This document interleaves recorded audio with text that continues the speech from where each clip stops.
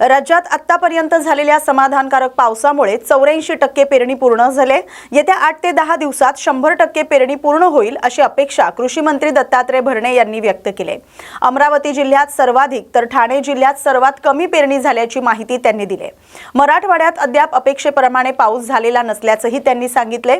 शेतकरी आत्महत्यांबाबत बोलताना राज्यात 3 शेतकऱ्यांनी आत्महत्या केल्याची माहिती देत प्रत्येक प्रकरणामागील कारण वेगवेगळी असल्याचं त्यांनी स्पष्ट केले। एका शेतकऱ्यानं कर्जमाफीच्या यादीत नाव नसल्यामुळे आत्महत्या केल्याची प्राथमिक माहिती समोर आली। कर्जमाफीबाबत त्यांनी सांगितले की याद्या टप्प्याटप्प्याने प्रसिद्ध केल्या जात आहेत। आतापर्यंत 2 याद्या जाहीर झाल्यात। कागदपत्रांची पडताळणी सुरू आहे आणि आवश्यक कागदपत्रांची पूर्तता झाल्यानंतर पात्र शेतकऱ्यांची नावे यादीत समाविष्ट केली जातील। त्यामुळे शेतकऱ्यांनी चिंता करू नये असं आवाहन त्यांनी केले।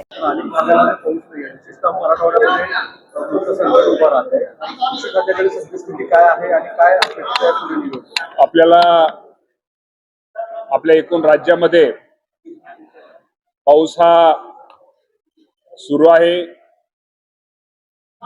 काही ठिकाणी चांगला पाऊस झालेला आहे, काही ठिकाणी बऱ्यापैकी पाऊस झालेला आहे। विशेषतः मराठवाड्या भागामध्ये पावसाचं प्रमाण कमी आहे आणि आपण जे एकूण राज्यामध्ये पेरणीचं जे उद्दिष्ट दिलं होतं त्या उद्दिष्टाचा जर विचार केला तर राज्यामध्ये ह्या वर्षी साधारणतः आतापर्यंत 84% पेरणी पूर्ण झालेली आहे। अजूनही काही ठिकाणी वापसा नसल्यामुळे पेरणी ही होणार आहे। तर आपण उद्दिष्ट 100% पेरणी साधारणतः एक 8-10 दिवसामध्ये पेरणी होईल असा अंदाज आहे। जर सगळा विचार केला तर अमरावती भागामध्ये सर्वात जास्त पेरणी 92% पेरणी ही अमरावती भागामध्ये झालेली आहे आणि सर्वात कमी पेरणी ही ठाणे विभागात झालेली आहे। तर निश्चित प्रकारे आपण पावसाचं एकंदर परिस्थिती पाहून अंदाज बघून शेतकरी पेरणी करतायत। आपल्या माध्यमातून मी माझ्या राज्यातील सर्व शेतकरी बांधवांना, राज्याचे मुख्यमंत्री, दोन्ही उपमुख्यमंत्री यांच्या माध्यमातून आश्वासित करतो की राज्यामध्ये ज्या काही 3 शेतकऱ्यांनी आत्महत्या केलेल्या आहेत त्यामध्ये काही कारण वेगवेगळी आहेत, परंतु एका शेतकऱ्याचं बाबतीमध्ये त्यांच्यावरती पीक कर्ज होतं आणि पीक कर्जामध्ये यादीमध्ये नाव आलं नाही असं आपल्याला माहिती आहे त्यांना वाटलं। परंतु अजूनही राज्य सरकारच्या याद्या, कर्जमाफीच्या याद्या ह्या प्रसिद्ध होत आहेत। पहिली आणि दुसरी यादी ही प्रसिद्ध झालेली आहे। साधारणतः दुसऱ्या यादीमध्ये, पहिल्या यादीमध्ये 533 आणि दुसऱ्या यादीमध्ये 16,95,533 शेतकऱ्यांची यादी ही शासनाच्या वतीने कर्जमाफीची जाहीर केलेली आहे। अजूनही जसजसे याद्या कागदपत्र शेतकऱ्यांची पूर्ण होतील त्याप्रमाणे याद्या लागतील। मला शेतकरी बांधवांना एकच आपल्या माध्यमातून सांगायचंय की निश्चित प्रकारे आपले जे शेतकरी या कर्जमाफीच्या अटीमध्ये बसतील, साधारणतः आज 16 लाख म्हणजे 17 लाख अजून 56 लाख शेतकऱ्यांना आपल्याला या संपूर्ण कर्जमाफीचा लाभ आपल्या राज्य सरकारच्या वतीने देण्यात येणार आहे। त्यामुळे जरी यादीत जरी नाव नसलं तरी उद्या कमी जास्त कागदपत्र पूर्ण केल्यानंतर आपल्या यादीत नक्की ज्या अटीत बसणाऱ्या शेतकऱ्यांचं नाव येईल आणि आल्यानंतर निश्चित प्रकारे आपल्याला या राज्याच्या ज्या अहिल्यादेवी होळकरांच्या नावाने ही जी कर्जमाफी आहे याचा लाभ माझ्या राज्यातील सर्व शेतकऱ्यांना होईल। त्यामुळे कुणीही जरी एखाद्या दिवस यादीत नाव असलं नसलं तरी नाव निश्चित प्रकारे आपलं अटीत बसल्यानंतर येणार आहे। त्यामुळे निश्चित प्रकारे काळजी करू नका। आपण नाव यादीची वाट पहा। याद्या जसजसे याद्या अद्ययावत होतील, जसे याद्यात पूर्तता होतील त्याप्रमाणे याद्या प्रसिद्ध होतील आणि माझ्या या राज्यातील 56 लाखापेक्षा जास्त शेतकऱ्यांना या कर्जमाफीचा लाभ मिळणार आहे आणि साधारणतः 40,000 कोटी रक्कम एवढी रक्कम यासाठी राज्य शासनाच्या वतीने दिली जाणार आहे। राज्यातील राजकीय घडामोडींवर भाष्य करताना उद्योगमंत्री उदय सामंत यांनी एनडीए मध्ये भाजपनंतर शिवसेना हा सर्वात मोठा पक्ष असल्याचा दावा केलाय। काही पक्षांना निवडणुकांमध्ये जनतेने नाकारल्यानंतर विद्यार्थ्यांच्या आंदोलनाच्या माध्यमातून पुन्हा स्वीकार मिळवण्याचा प्रयत्न सुरू असल्याचीही टीका त्यांनी केली आहे। विद्यार्थ्यांच्या आंदोलनाबाबत बोलताना हे आंदोलन विद्यार्थ्यांच्या हितासाठीच झालं असून त्याचं श्रेय घेण्याचा काही राजकीय पक्षांचा प्रयत्न असल्याचा आरोप त्यांनी केलाय। आंदोलन संपल्यानंतर नीटच्या विद्यार्थ्यांनीही आंदोलनात राजकीय हस्तक्षेप झाल्याबाबत भूमिका मांडल्याचं त्यांनी नमूद केलंय। राज्यात नेतृत्व बदलाच्या चर्चेबाबत विचारलं असता भाजप कार्यकर्त्यांना देवेंद्र फडणवीस यांनी मोठ्या पदावर जावं अशी अपेक्षा आहे। त्याचप्रमाणे शिवसेना कार्यकर्त्यांनाही एकनाथ शिंदे यांनी मोठी जबाबदारी स्वीकारावी असं वाटतंय, असं सामंत म्हणाले। आंदोलनामध्ये घुसून स्वतःचं राजकारण करतायत, त्याच्यातला हा एक युबीटी पक्ष आहे। त्याच्यामुळे ज्यांना महाराष्ट्रानं नाकारलंय, महाराष्ट्राच्या जनतेनं नाकारलंय, आमदारकीला नाकारलंय, जिल्हा परिषद पंचायत समितीला नाकारलंय, नगरपालिकेला नाकारलंय, महानगरपालिकेला नाकारलंय, त्यांना कुठेतरी असा विश्वास असा वाटतोय की विद्यार्थ्यांच्या आंदोलनामध्ये आम्ही जर सामील झालो तर मतदार पुन्हा एकदा स्वीकारतील म्हणून केलेला हा केविलवाणा प्रकार आहे। मला असं वाटतं की नरेंद्र मोदी साहेबांच्या मागं एनडीएतले सगळे पक्ष हे ठामपणानं उभे आहेत। त्यातला एक मोठा पक्ष शिवसेना आहे आणि शिवसेना पक्षाच्या वतीनं आमचे मुख्य नेते एकनाथ शिंदे साहेबांनी कशा पद्धतीनं आम्ही नरेंद्र मोदी साहेबांच्या मागं उभा आहोत हे स्वतः त्यांनी सांगितलेलं आहे तुम्हाला। त्याच्यामुळं सकाळच्या पत्रकार परिषदेवर आपण विश्वास ठेवू नका। काही लोक स्वतःचं अस्तित्व जे संपलेलं आहे ते ह्या आंदोलनातनं टिकवण्याचा प्रयत्न करतायत। जे काय घडलं हे विद्यार्थ्यांसाठी घडलेलं आहे, विद्यार्थ्यांच्या मानसिकतेचा विचार करून केंद्र शासनानं निर्णय घेतलेला आहे। परंतु या सगळ्या गोष्टीवर आपणच त्याचे तारणार आहोत विद्यार्थ्यांचे, अशा पद्धतीची भूमिका काही लोक मांडतायत, त्यातला हा प्रकार आहे। आणि अजून एक मी आपल्याला महत्त्वाची गोष्ट सांगतो की ज्यावेळी हे आंदोलन संपलं त्यावेळी आंदोलनाच्या बाबतीतला निर्णय विद्यार्थ्यांनी जो घेतला होता त्यामुळे आंदोलन घडलं होतं। परंतु आंदोलन संपल्यानंतर जे खरे नीटचे विद्यार्थी आहेत त्यांनी कशा पद्धतीनं घुसलेल्या पक्षांबाबत, आंदोलनामध्ये घुसलेल्या पक्षांबाबत त्यांची भूमिका मांडली हे देखील तुमच्याकडनंच आम्ही बघितलेलं आहे। त्याच्यामुळं नीटच्या विद्यार्थ्यांनी मांडलेली जी भूमिका आहे की राज्यकर्ते ज्या पद्धतीनं ह्या आंदोलनामध्ये घुसले फक्त आणि फक्त नरेंद्र मोदी साहेबांना विरोध करण्यासाठी, हे आता विद्यार्थ्यांच्या देखील लक्षात आलेलं आहे आणि पुढची वाटचाल विद्यार्थ्यांची हे सगळं डोळ्यासमोर ठेवूनच असणार आहे।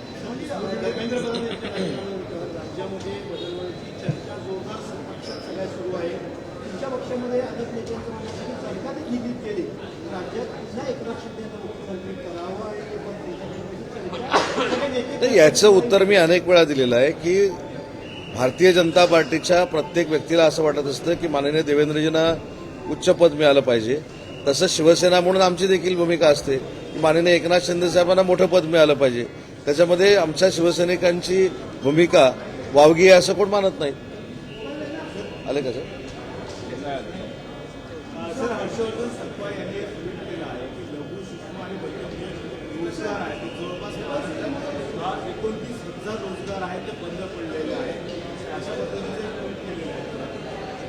याबाबत माझं सकपाळ साहेबांना एक आव्हान, माझा विनंती आहे। राज्याचा मी उद्योग मंत्री आणि माझ्याकडे येऊन त्यांनी भेटावं। विरार अलिबाग कॉरिडॉर प्रकल्पात बाधित झालेल्या शेतकऱ्यांच्या न्याय हक्कासाठी भिवंडीतून ठाणे जिल्हाधिकारी कार्यालयावर पायी मोर्चा काढण्यात आला। भिवंडी लोकसभा मतदारसंघाचे खासदार सुरेश म्हात्रे उर्फ बाळ्या मामा यांच्या नेतृत्वाखाली मानकोली इथून या मोर्चाला सुरुवात झाली। भिवंडी तालुक्यातील 14 गावांमधील शेतकऱ्यांच्या जमिनी या प्रकल्पासाठी बाधित झाल्यात। शासनाकडून मिळणारा मोबदला अत्यंत कमी असल्याचा आरोप शेतकरी आणि स्थानिक भूमिपुत्रांकडून करण्यात येतोय। याच मागणीसाठी हा मोर्चा आयोजित करण्यात आला।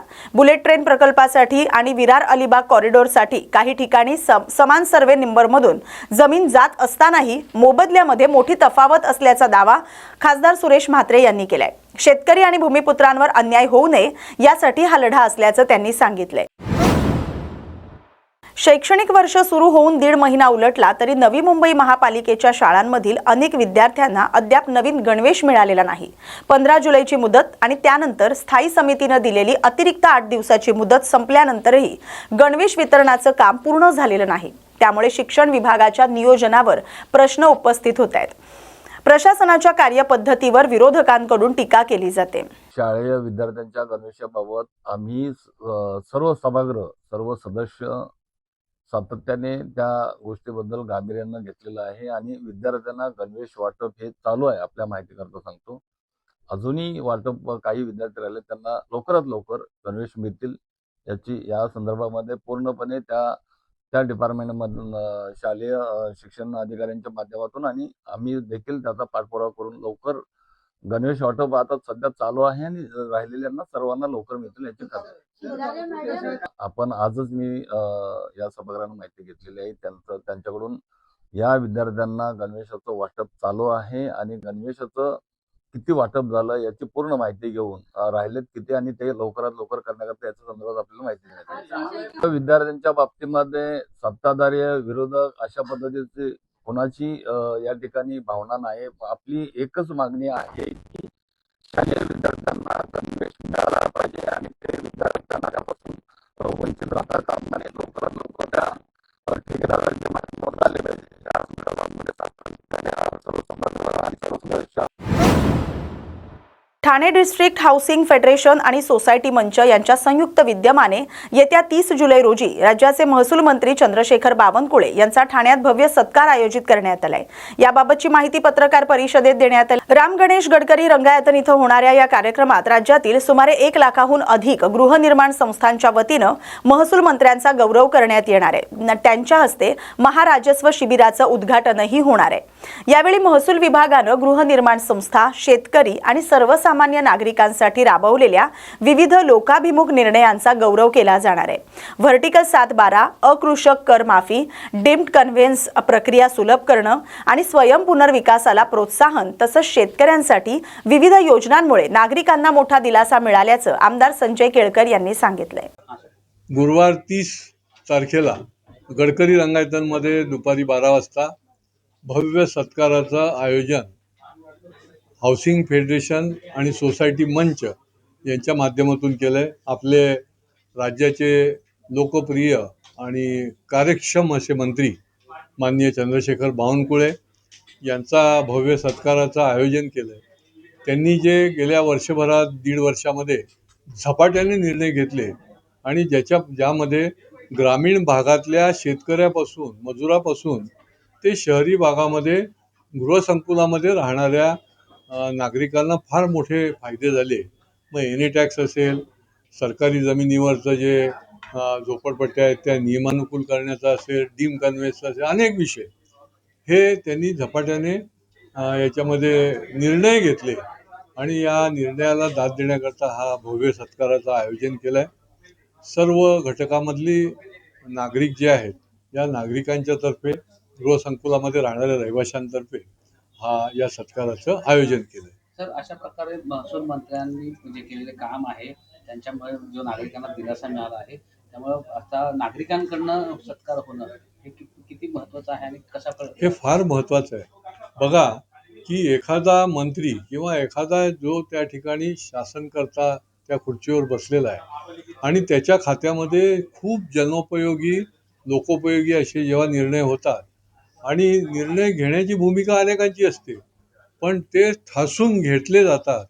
ही जी काही राजकीय इच्छाशक्ती आहे या इच्छाशक्तीला दाद देण्याची संकल्पना आहे. त्याच्यामुळे लोकांना निश्चितपणे वाटतं की फार चांगले निर्णय जे आहेत ते त्यांच्याकरता घेतले आणि त्याच्यामुळे त्याला दाद दिली पाहिजे, त्यांना प्रोत्साहन दिलं पाहिजे, त्यांचं कौतुक कुठेतरी झालं पाहिजे, अभिनंदन झालं पाहिजे आणि त्याच्यामुळे या सत्काराचं आयोजन केलं. याच दिवशी दाखले वाटप संदर्भात देखील याच दिवशी त्याच्या आधी गडकरी रंगायतांच्या समोर जे हनुमान व्यायामशाळेचं मैदान आहे त्या ठिकाणी जवळजवळ 30 प्रकारच्या दाखल्यांचे काउंटर असतील आणि त्याच्यामध्ये निरनिराळ्या योजना, दाखले, त्याच्या संबंधी सगळी त्या ठिकाणी ऑन दी स्पॉट सरकार आपल्या दारी अशा प्रकारचं महाराजस्व शिबिर ज्याला म्हणता येईल असा शिबिर शासनाच्या माध्यमातून या ठिकाणी होणार आहे. त्याचंही उद्घाटन माननीय बावनकुळे साहेब करणार आहेत आणि हजारो लोकांना दाखल्यासंबंधीच्या ज्या अडचणी आहेत